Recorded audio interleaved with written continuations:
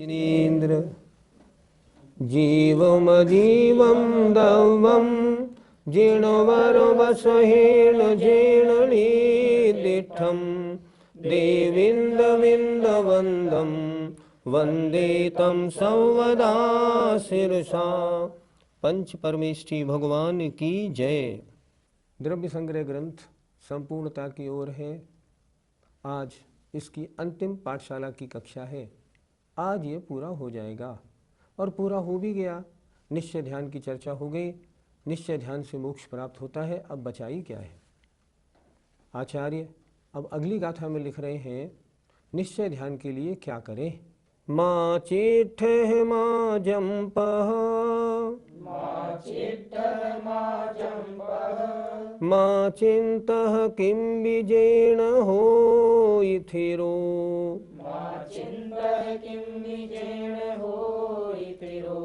अप्पावप्पमिरौ इणमेव परं हवेझाणम्। कितनी सुंदर गाथा है।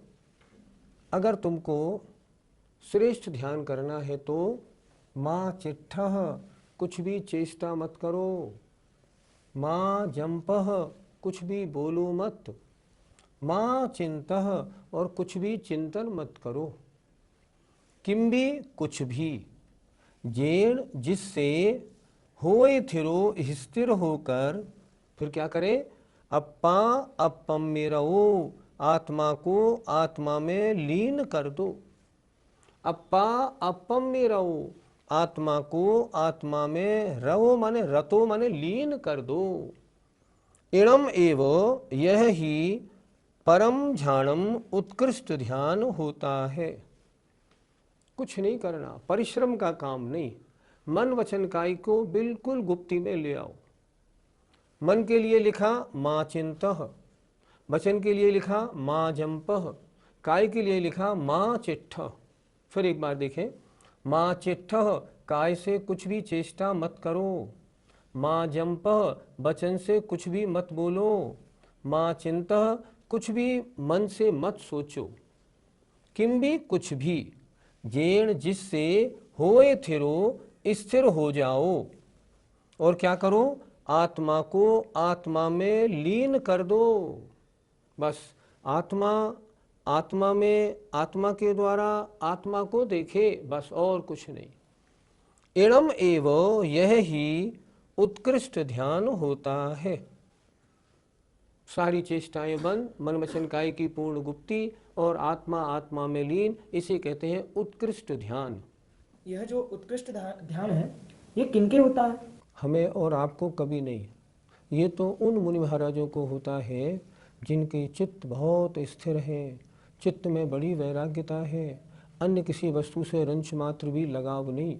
ऐसे महान साधुओं में किसी को ऐसा उत्कृष्ट ध्यान होता है।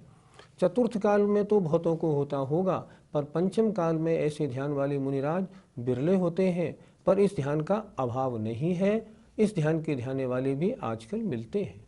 निश्चय ध्यान के लिए मन वचन काय की शुभ और अशुभ सभी चेष्टाओं के लिए आचार्य ने मना कर दिया।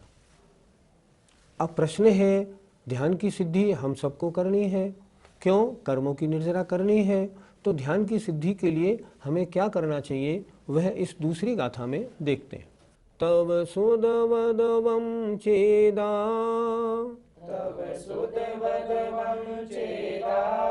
ध्यान रह धुरंधरो हवे जम्हा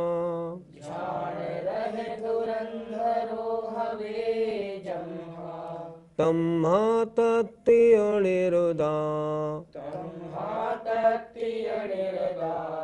तल्लद्धिये सदा होः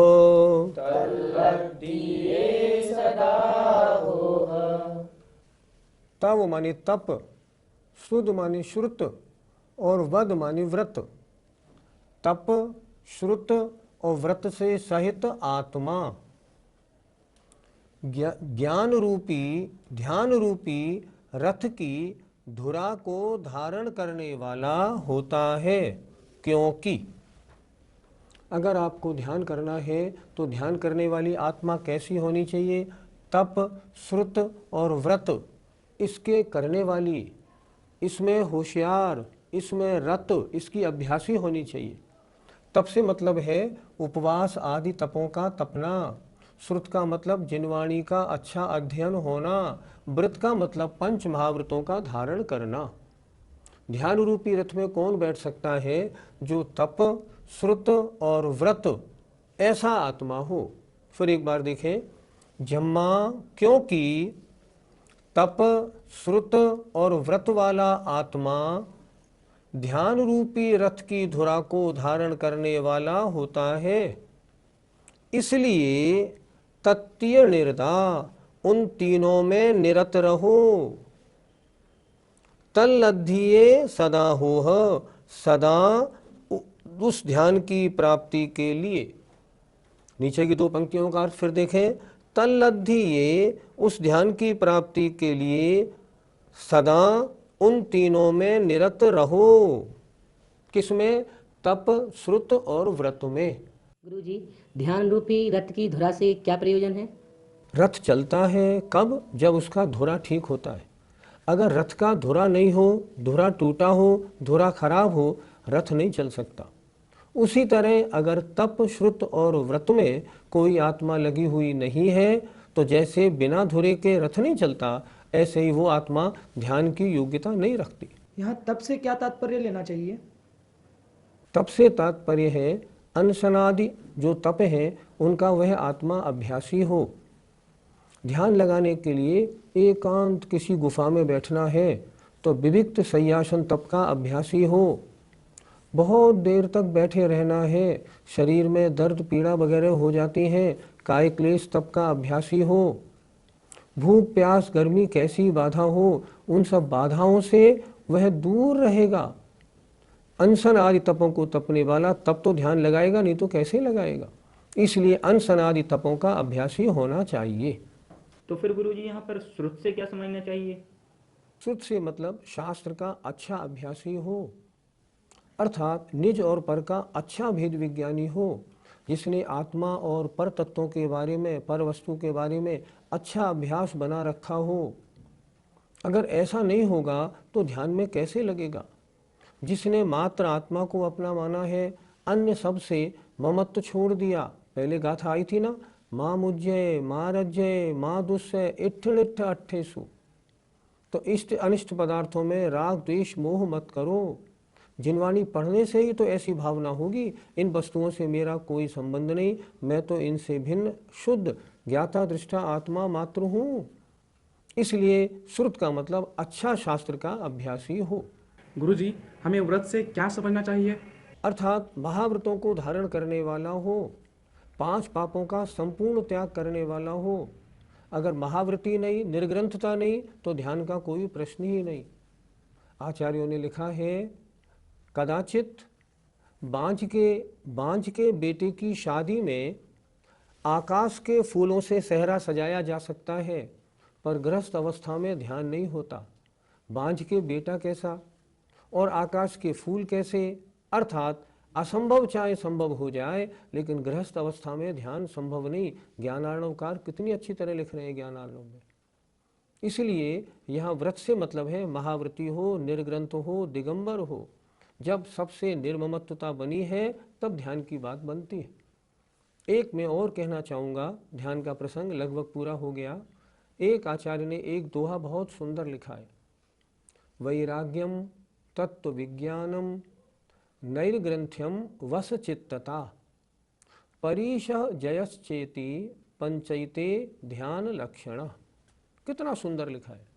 ध्यान का प्रसंग पूरा हो रहा है, इसलिए यह दोहा बताना बहुत ज़रूरी है। ध्यान के लिए 5 चीज़ चाहिए।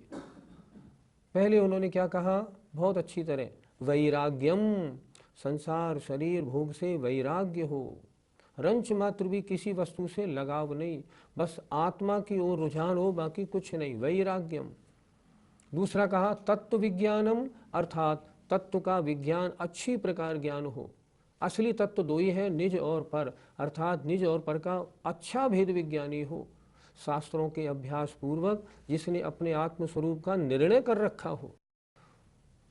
वैराग्यम तत्व विज्ञानम नैर्ग्रंथ्यम, और मुनि महाराज हो। श्रावकों के लिए ध्यान की कुछ बात नहीं बनती। और वश चित्तता, जिसका चित्त अपने वश में हो। मैं सब तरफ से अपने चित्त को हटा के एकाग्रता पूर्वक अब ध्यान में लगता हूँ। अगर इतना अभ्यासी नहीं है, ध्यान कैसे करेगा। और परिशः जयश्चेति, और परिशहों को जय करने में होशियार हो, अभ्यासी हो। ध्यान करने बैठा और एक मक्खी मच्छर आ गई और उसको उड़ाने में लगा, तो ध्यान का अभ्यासी कैसे बनेगा। ध्यान करने बैठा और प्यास भूख की बाधा हो गई, तो ध्यान का अभ्यास कैसे बनेगा। इसलिए परिशहों को जीतने वाला हो। बहुत अच्छा, हमें और आप सबको याद रखना चाहिए कि हमने ये ध्यान का प्रकरण सुना है। ध्यान की ओर यदि हम अग्रसर होने जाना चाहते हैं तो किन चीज़ों पे ध्यान दें। सबसे पहले वैराग्य वृद्धि हो। दूसरी बात, निज और पर का अच्छा भेद विज्ञान हो। तीसरा, जितना परिग्रह छूटे उतना अच्छा है। निर्ग्रंथता हो फिर तो बात ही क्या है। वशचित्तता, अपना मन कंट्रोल में हो। और पांचवा, परिचय जीतने का अभ्यासी हो। हम और आप अगर चाहते हैं कि ध्यान का अभ्यास हमारे बनना चाहिए, तो हमें चाहिए इन 5 चीज़ों का अभ्यास गृहस्थ अवस्था में यथाशक्ति बनाएं। अगर हम बनाएंगे तो गृहस्थ अवस्था में जाप आदि देने में भी जो ध्यान होता है ना, उसमें भी हमें आंशिक सफलता तो मिलेगी ही। आज तो हमारी ये हालत है, हम जाप देने बैठते हैं ओंकार मंत्र की 108 बार, 1-2 बार मन लगता है, बाकी 100, 105, 7 बार तो मन ही नहीं लगता। इधर जाप शुरू हुई और उधर मन का भागना शुरू हुआ। हमें चाहिए इन 5 बातों को नोट करें, और नोट करने के बाद इन 5 बातों में निरंतर लगे, ताकि कल्याण का मुख्य कारण ध्यान लगाना हमें हो सके। इस प्रकार द्रव्य संग्रह ग्रंथ लगभग पूरा हो गया। अब इसकी अंतिम गाथा आज और हो रही है, उसे और देख लीजिए। दौव संगह मीणम मुनिणा,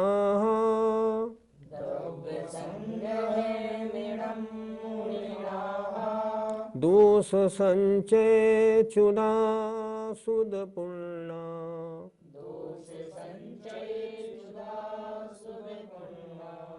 शोधयन्तु तणुसूत्रधरेण,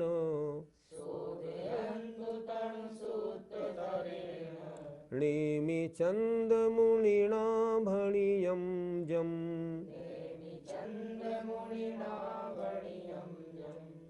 दौव संगह मीणम, इस द्रव्य संग्रह ग्रंथ को मुनिणा, जो मुनियों के नाथ हैं, महान मुनि महाराज हैं। कैसे हैं? दोष संचय चुदा, दोषों के संचय माने एकत्रित होने से रहित हैं, अर्थात जिनमें बिल्कुल दोष नहीं है, जो अत्यंत निर्दोष हैं। शुद्ध पूर्णा, अर्थात श्रुत माने शास्त्र ज्ञान में, पूर्णा माने पूर्ण है, अर्थात शास्त्रों के महान ज्ञाता है। ऐसे मुनि महाराज शोधयन्तु, इस द्रव्य संग्रह ग्रंथ का शोधन करें। इसमें कोई भूल हो, कोई कमी हो तो ठीक करें। क्यों? क्योंकि तनुसूत्र धरेण, तनु माने थोड़े से शास्त्रों के ज्ञान वाले, तनु कहते हैं थोड़ा, तनु माने थोड़े से, सुत्त माने शास्त्रों को धारण करने वाले, शास्त्र ज्ञान वाले नेमिचंद नामक मुनि के द्वारा जो कहा गया है। ये मैं नेमिचंद शास्त्रों का बहुत थोड़ा ज्ञान रखता हूँ, मैंने द्रव्य संग्रह नामक ग्रंथ लिख तो दिया है, लेकिन इसको आप महान ज्ञानी मुनि महाराज जो हैं वो इसका शोधन करें। फिर देखें अर्थ इसका। इणम दव्य संगहम, इस द्रव्य संग्रह नामक ग्रंथ को जम जो तणुसूत्र धरेण, शास्त्र का जिनको थोड़ा ज्ञान है, ऐसे नेमिचंद नामक मुनि के द्वारा कहा गया है, उसे दोषों के संचय से रहित अर्थात निर्दोष और शास्त्र ज्ञान से पूर्ण माने शास्त्र ज्ञान में कुशल ऐसे मुनियों के नाथ शोधन करें। फिर एक बार देखें अच्छी तरह। जो जम मन जो यह द्रव्य संग्रह नाम का ग्रंथ तन सुत धरेण शास्त्रों के थोड़े ज्ञान वाले नेमिचंद्र नामक मुनि के द्वारा कहा गया है। भड़ियम उसे मुनियों के नाथ निर्दोष चर्या वाले और श्रुत में पूर्ण अर्थात शास्त्र ज्ञान में कुशल ऐसे मुनियों के नाथ इसका शोधन करें। नेमिचंद्र स्वामी कह रहे हैं मैं अल्प ज्ञानी हूँ, मुझे थोड़ा शास्त्रों का अभ्यास है, तो जो शास्त्र के महान अभ्यासी मुनि महाराज हैं वो इस द्रव्य संग्रह में अगर कोई भूल चूक या कमी हो तो इसका शोधन करें। द्रव्य संग्रह ग्रंथ को पढ़ने से ऐसा प्रतीत होता है कि मुनि नेमिचंद जी को शास्त्रों का तो अच्छा ज्ञान था, फिर उन्होंने ये गाथा लास्ट में क्यों लिखी? शास्त्र ज्ञान अहंकार नहीं सिखाता, नम्रता और विनय सिखाता है। निश्चित रूप से नेमिचंद्र सिद्धांति देव शास्त्रों के महान ज्ञाता थे, तभी तो इन्होंने इतनी सुंदर रचना की। लेकिन ज्ञानी थे इसलिए उनको रंच मात्र भी अहंकार नहीं था। उन्होंने, और सच भी है, ज्ञान कितना ही हो अहंकार क्या करना, और भूल चूक किससे नहीं होती। इसलिए उन्होंने जो शास्त्रों के महान जानकार हैं उनसे कहा है मेरे इस ग्रंथ का शोधन करना। यह उनकी लघुता और विनयशीलता का परिचायक है। वास्तव में शास्त्र का ज्ञान प्राप्त होता है तो लघुता और विनयशीलता तो आ ही जानी चाहिए, जो उनमें पाई जाती है, जो इस बात को बता रही है कि वास्तव में लगता है श्रद्धा से परिपूर्ण, ज्ञान से परिपूर्ण और महान चारित्र के साधक वो हुए होंगे। ग्रंथ आज पूरा हुआ। आपने द्रव्य संग्रह में क्या पढ़ा? पहली 14 गाथाओं में तो आपने जीव को 9 अधिकार में समझा। जीव जीता है, उपयोगमयी है, अमूर्तिक है, कर्ता है, भोक्ता है, शरीर प्रमाण है, संसार में स्थित है, ऊर्ध्वगमन करने वाला है और सिद्ध है। इन 9 अधिकारों के द्वारा जीव को समझा। उसके बाद अजीव द्रव्य 5 हैं, पुद्गल, धर्म, अधर्म, आकाश और काल। इन 5 का क्या स्वरूप है, इनका क्या कार्य है, ये किन द्रव्यों को किस प्रकार मदद देते हैं, इनके कितने कितने प्रदेश हैं, इनमें कौन अस्तिकाय है और कौन नहीं, इन सबको अच्छी प्रकार समझा। इसके आगे फिर आश्रव, बंध, संवर, निर्जरा, मोक्ष और पुण्य और पाप को दूसरे अधिकार में 11 गाथाओं में समझा। ये 11 गाथाओं वाला अधिकार बहुत उपयोगी रहा। हमें चाहिए आश्रव और बंध के जो कारण हैं उन्हें हम नित्य प्रति घटाने की बात करें। जो आश्रव के कारण मेरे साथ लगे हुए हैं इनमें से मैं किन किन को हटा सकता हूँ, उन्हें कम करें। और संवर और निर्जराओं के जो कारण मेरे पास अभी नहीं है उन्हें मैं अपने में स्वीकार करूं। जैसे संवर निर्जरा का मुख्य कारण है प्रतिमाओं को धारण करना, तो मेरा ये पुरुषार्थ होना चाहिए कि मैं निर्जरा चाहता हूँ, संवर चाहता हूँ, इसलिए व्रतों को धारण करूँ। महिलाएं मुनिपद तो धारण कर नहीं सकती, इसलिए वो अवश्य व्रतों को धारण करें, और जो पुरुष हैं वे व्रतों को धारण करें और अपना लक्ष्य निर्ग्रंथ अवस्था की ओर बनाएं। इससे क्या होगा? इससे संवर और निर्जरा होगी, और जब निर्जरा संपूर्ण होगी तभी तो मोक्ष मिलेगा। हमारा लक्ष्य तो मोक्ष प्राप्ति का है। पुण्य और पाप की भी चर्चा हुई।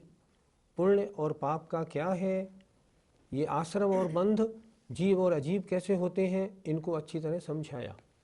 इसके बाद अंतिम अधिकार में सम्यक दर्शन, व्यवहार और निश्चय क्या है, सम्यक ज्ञान का परिभाषा क्या है, सामान्य दर्शन क्या है।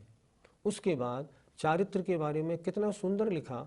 अशुभ को छोड़ना और शुभ में प्रवृत्ति करने का नाम चारित्र है। पाप छोड़ें, व्रतों को धारण करें, इसका नाम चारित्र है। और उसके बाद ध्यान की बात रखी। दोनों प्रकार का मोक्ष मार्ग ध्यान से होता है। ध्यान में पंच परमेष्टि के स्वरूप को बताया और 2 गाथा बहुत अच्छी लिखी। अगर आप ध्यान करना चाहते हैं तो इष्ट अनिष्ट पदार्थों में राग द्वेष मोह को छोड़ दो। और एक गाथा कितनी सुंदर लिखी, ध्यान में डूबना चाहता है तो मन वचन काय की क्रियाओं को खत्म कर दे, रोक दे, पूर्ण गुप्ती में आ जा। जब इसमें आएंगे और आत्मा को आत्मा में रत करेंगे तो निश्चय ध्यान होगा। वह निश्चय ध्यान महान निर्जरा का कारण होगा। द्रव्य संग्रह ग्रंथ छोटा ज़रूर है, बहुत उपयोगी है। हम जब 8-9 वर्ष के थे तब हमारे गुरुजी ने पूरा जवानी याद कराया था और वास्तव में जवानी याद करने लायक है। इसलिए आप सबसे मेरा नम्र निवेदन, इसको जवानी याद करें। याद कैसे करें? एक एक गाथा रोज याद करेंगे, 58 दिन में सारा ग्रंथ संपूर्ण हो जाएगा। अगर इसे याद करेंगे और एक एक गाथा का आनंद लेंगे तो मैं कहता हूँ जीवन में परिवर्तन आएगा ही आएगा। आपने द्रव्य संग्रह सुनने में जो समय दिया उसकी सार्थकता बनेगी। इस मनुष्य पर्याय को अपना सफलता के मार्ग में 2 कदम आगे आप बढ़ाएंगे। मुझे उम्मीद है द्रव्य संग्रह की ये पाठशाला आपको पसंद आई होगी। आप इसमें यथाशक्ति इस द्रव्य संग्रह के विषय को जीवन में उतारेंगे, गाथाओं को याद करेंगे, गुनगुनाएंगे और उनको चूसेंगे, उनका आनंद लेंगे। अगर लेंगे, हमारी आपकी दोनों की मेहनत सफल होगी। जय जिनेंद्र।